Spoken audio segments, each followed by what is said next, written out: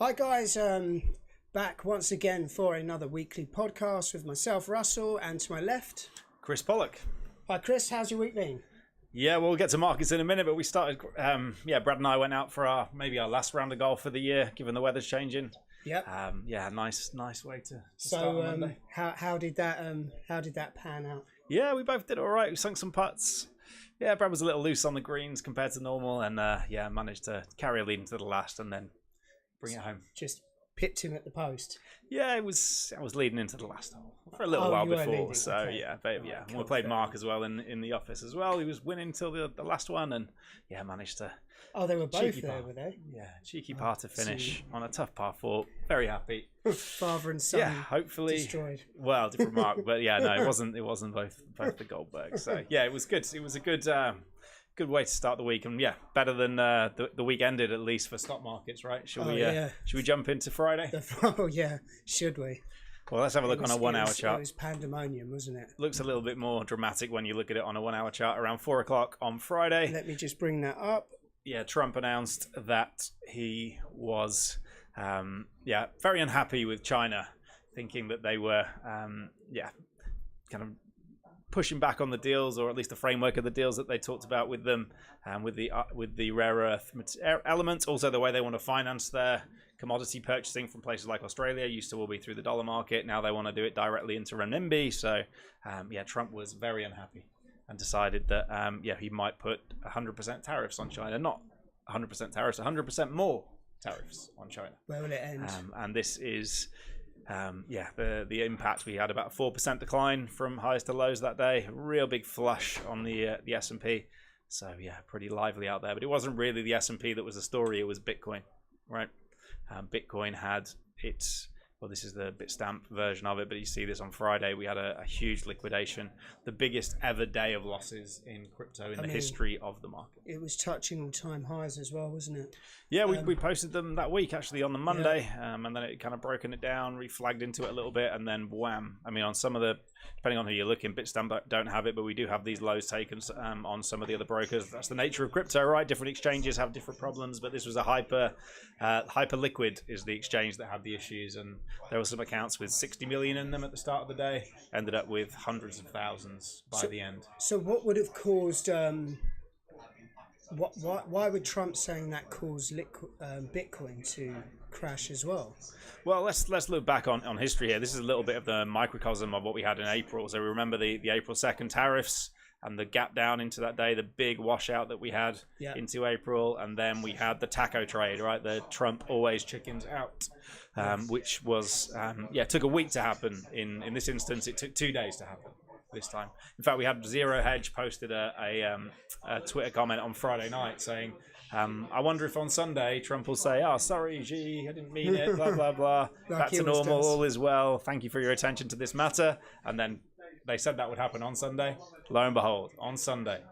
It's almost predictable now, isn't it? Yeah, so this is kind of like, it's not as dramatic as the original tariff announcements, but it's pretty meaningful. What was most interesting about this whole thing, not just the liquidations that happened on Friday, but someone, no one knows who, opened up a brand new crypto trading account with Hyperliquid on Friday. Okay. 30 minutes before Trump made that announcement, they went short the crypto market.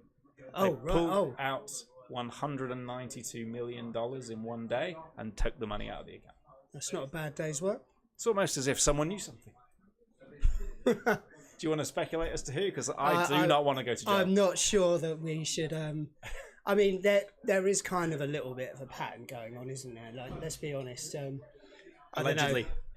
I don't know, mate. I wouldn't like to say impeachment, but anyway, let's move swiftly on, right? Yeah, let's leave that one hanging. You can join the dots yourself. But yeah, that huge washout in the crypto market that day. But not everyone was a loser. There was one ginormous winner who had just opened an account that day. Go figure. So if you are trading this market, you are in the Wild West.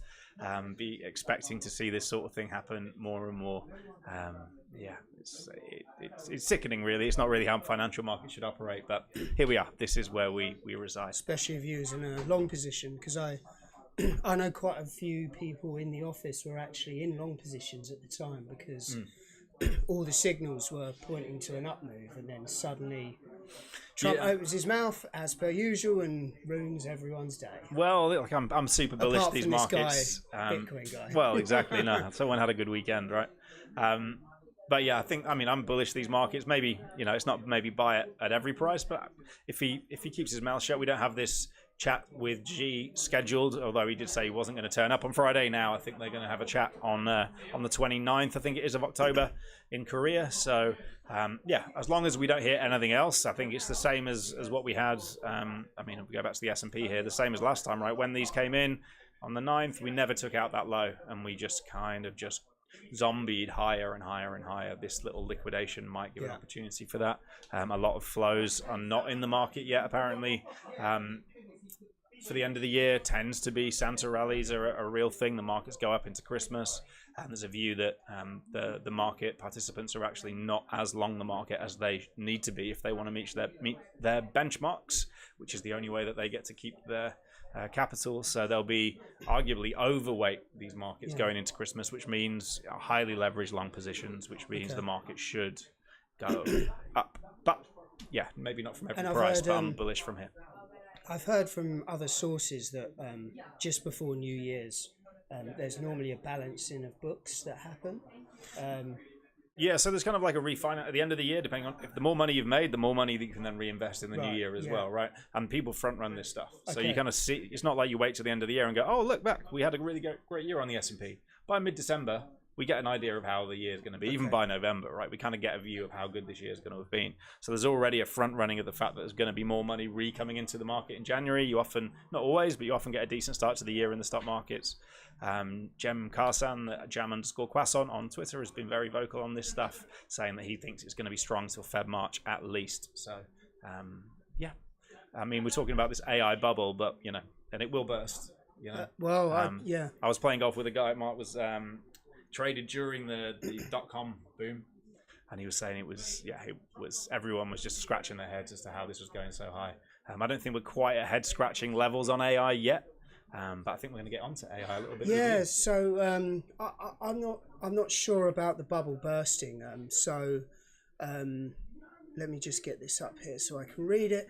Yeah, so BlackRock has actually been saying that by 2030 they're expecting $700 billion a year investment into AI infrastructure. Now, I know everyone's always talking about, investing in these AI companies and this and that, but I think that there's really good investment and trading opportunities to be made in the infrastructure around sort of AI.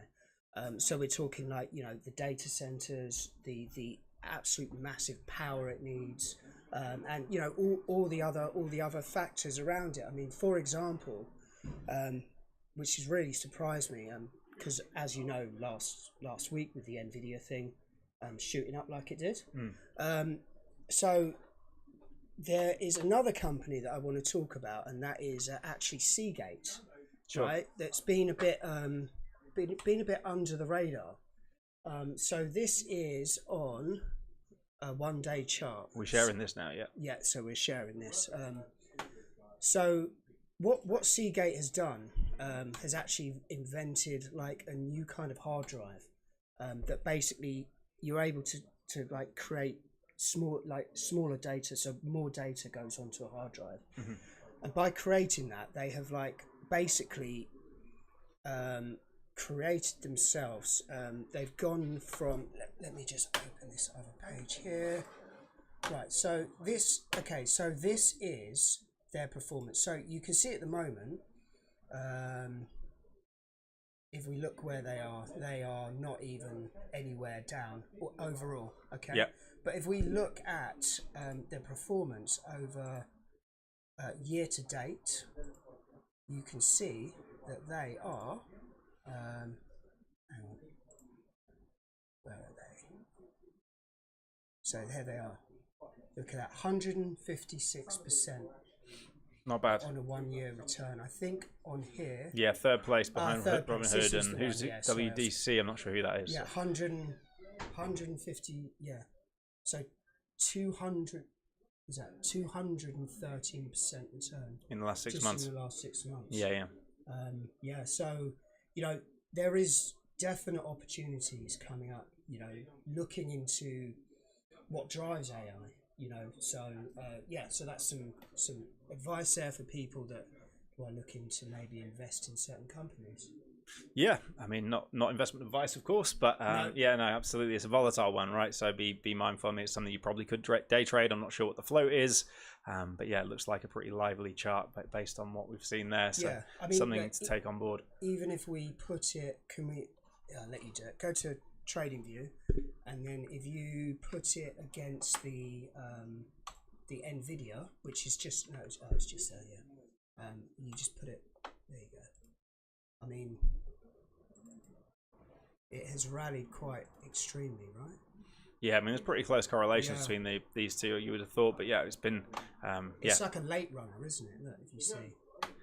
Yeah, especially on a magnitude basis, but yeah, this is not a company I've really followed. I'm not huge on individual tickers, but yeah, this looks like a pretty lively one, right? I mean, talk about the move up, right? But even this move down to me looks...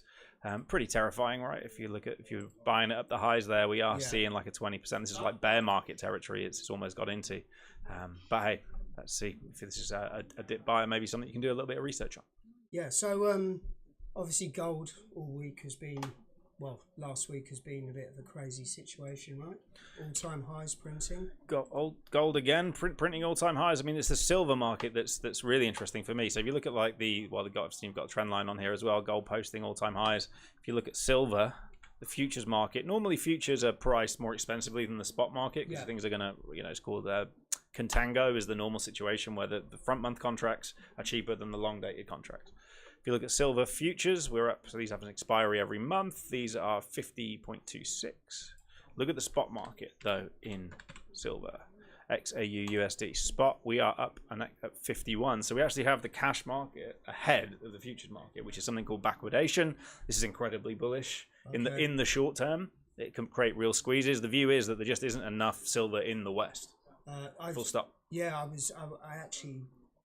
About 6 months ago, I saw a post about this, and it was to invest in silver because, like you said, it is running out, and it's used now more and more for just things that you wouldn't even think that it's being used for. Yeah, it's in every bit of technology you use, right? In this mouse, in the keyboard, in your phone, you name it. It's going to be in everything that you use. It's also a byproduct of other mining operations, so you don't have silver mines, right? I think there was only ever one dedicated silver mine because it's so cheap, right? If you think about the price of gold per ounce, you're looking at $4,000. You look at the price of silver an ounce, it's $50, right? To put all that effort in to make $50 an ounce, is it really worth it? So it's like a byproduct of mining things like zinc. So it's not as if you can just turn the silver mines on, there aren't any. So the supply story with silver is really, really interesting. But the fact that we're in this backwardation can create big squeezes. Again, though, I mean, the volatility is apparent in this, right? We had a big spike up. I was watching this, was it Thursday? Oh, this is the XAU. If I look at what happened right before the open on, where are we? Was it Thursday or Friday? I was keeping my eye on this. Thursday. I was watching this into after the COMEX open at 120. It rallied up a little alert just shy of the 50, which is this tagged, funnily enough. But I was just keeping my eye on this 50 level. This has always been a long-term number in silver. There was a high with the Hunt brothers around $50. Okay. Some people saying 52, someone slightly lower.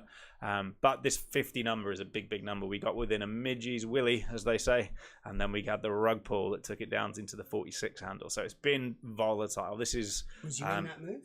I was trading gold. Oh, okay. I was using it as a signal for gold. As soon as it went, as soon as we had that that shock in silver. I haven't traded silver for a long time. I used to trade a lot of silver in my younger days, but this, just led me into a gold short. I mean, I would have had on a risk-adjusted basis, probably a little bit more out of silver with a stop above 50s, but it didn't take too long before, bang, we've gone and popped through that this morning. So is that like a trading idea then, to watch silver? Well, if like traders, for me, like trading is not necessarily about what's going to go up and to the right on the screen. Right? Yeah. I don't really care. What's volatile? Okay. But what is volatile to a point? Like I'm sure a few of us had some tough days back in this volatility in the S&P here. Like this was too hot for me. Like the stops that you needed on these days, this was hard. Like I had days where I made tons of money, but other days where you just get wiped out on every trade because the stops are just, the volatility is insane. So it might be a little bit hot for some people trading silver, but if you love volatility, then silver is a really, really good place to have a look. You can get some very meaningful moves. It has a very direct correlation with gold, so you can kind of run the two charts side by side, and you can see the divergences that are occurring and where the buyers are stepping in and what have you. If someone hits gold hard on the downside, well, silver's going to be an outperformer to the downside. If someone bids it and we get a big rally in gold, silver will outperform gold more often than not. So yeah, it's just like a high beta gold, effectively.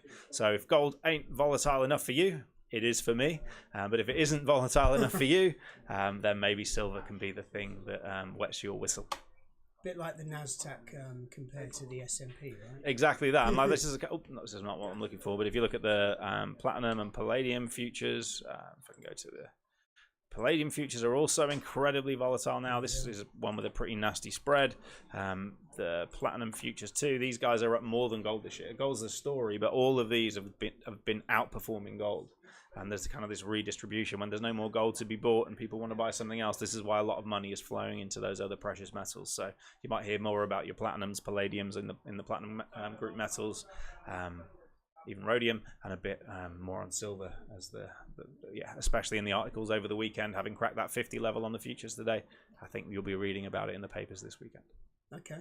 So what's the things to look at for coming this week? Obviously the government's still shut, so no data. No. But I did hear, I might have heard something that there is going to be a data release around the 24th. Right? Yeah, so CPI was on the, and some people are still telling me on some of the calendars I'm looking at that we're going to get the CPI when we were expected to get it on the 15th, but Friday the 24th, for some reason, CPI is finding itself in here.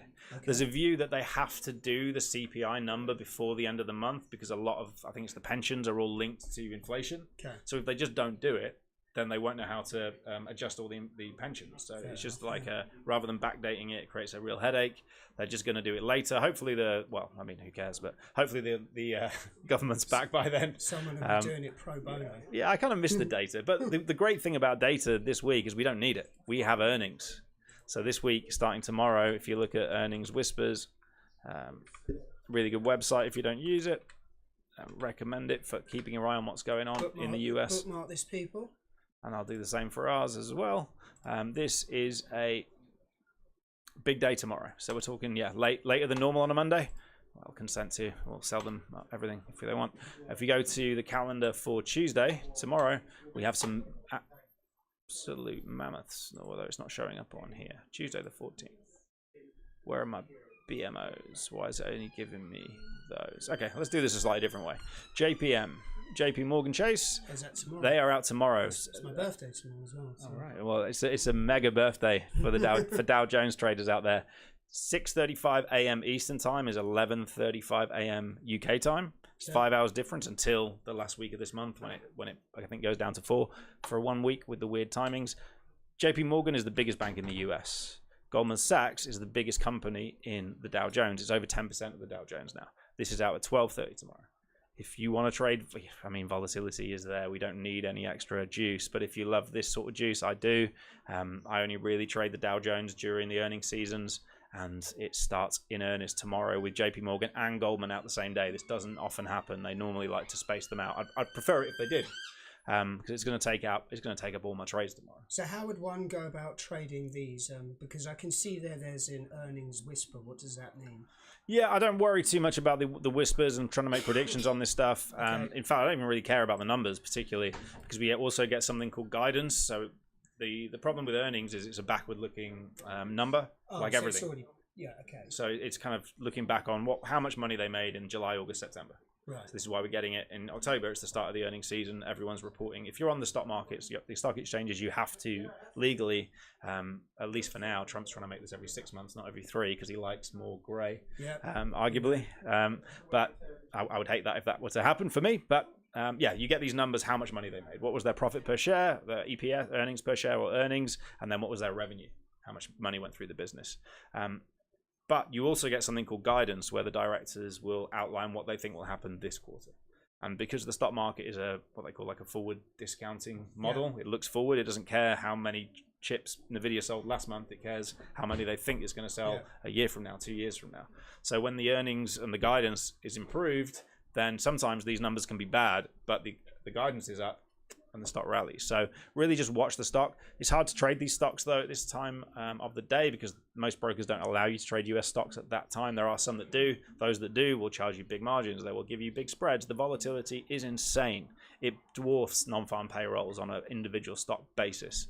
But by trading on the indices, it dampens down that volatility. There's still, the indices obviously are open 23 hours a day during the week. So that is a kind of proxy trade for trading these earnings releases. I'm guessing these two companies probably have high weighted on some of these indices, correct? Yeah, JP Morgan's 4% of the Dow, but it doesn't really matter how big that one is because it's just the biggest bank. Okay. So even, and you get like a contagion effect for the whole market, really. If JP Morgan report well, Goldman Sachs stock will go up if JP Morgan's has gone up even before the Goldman Sachs earnings, because the view will be, well, if those banks did well, this one must have done well. So it also has like almost a disproportionate, certainly risk-adjusted disproportionate effect on the Dow.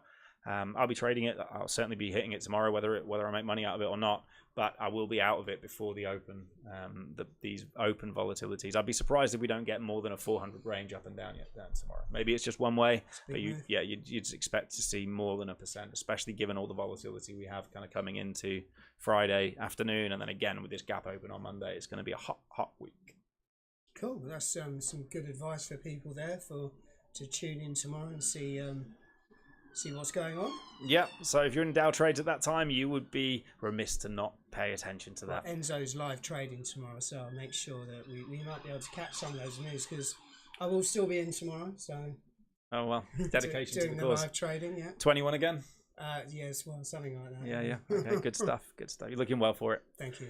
But yeah, there's not too much else to say really. We've got Power talking on the tomorrow evening, which might be interesting because there is a feeling that the rate cuts that we're pricing in for the start of November or end of October maybe, we aren't going to get any data, and the Fed pride themselves on being data dependent. Yep. In the absence of data, can they then do the rate cut? Well, the market's pricing it in with a 99% certainty still. Okay. So this, if he's going to give any inkling that might not happen, he'll do it here. Okay. Tomorrow night at 5:20. Is there an embargo on what they say soon? Soon, yeah. So I think we've got another week, maybe. Okay. I think we get a lot of Fed members this week. We got Waller and Collins out this day. Mira and Breeden.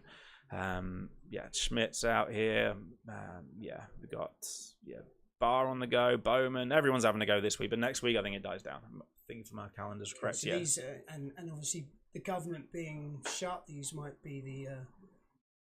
Everyone might be trying to trade these, so it might be more what else can we go on? Volatile than ever. I think earnings are going to be more volatile as a result. People are going to pay more attention to them because it's all we got. Plus these Fed members, if you're not paying attention to these people, you really do, whether it's through the Twitter lists with the squawks that we've set up, or paying for an audio squawk to hear what the hell is going on. If you're not listening this week to those events, you could easily get chewed up and spat back out. Okay. Some more great advice there for people. But yeah, not too much else to run on really. I think that's kind of the core of the week. This week's not looking especially heavy in terms of news. This PPI stuff, I don't think we'll get that if CPI isn't coming out. UK data, we got some good 7 a.m.ers Tuesday and Thursday. We've got GDP and everything else that comes with that. Plus the UK's equivalent of the non-farm payrolls, right? We've got our average hourly earnings, our unemployment rate, and the claimant count, the kind of unemployment, jobless figures sort of thing. So that's out tomorrow morning at 7. Could be some moves there. Other than that, I'm just really poised for earnings and gloating to bread. Okay. Oh, well, you are the champion. That's twice in a row now, is it? Or? No, I've just picked him. I think I'm 3-2 this year. Okay, so I think he's keen to get out again. Still everything to play for. I thought we'd said this was the last one, but I think he might want to play again. Your championship throughout to the new year. If I putt like that, I will. All right, cool. Well, I think like you said, we wrap it up there, and I'll let you do the honours and say goodbye to people. Well, thank you for joining us as ever. I've been Chris Pollock and Russell. Thank you very much. Remember, trade safe, guys, and see you tomorrow for the live trading.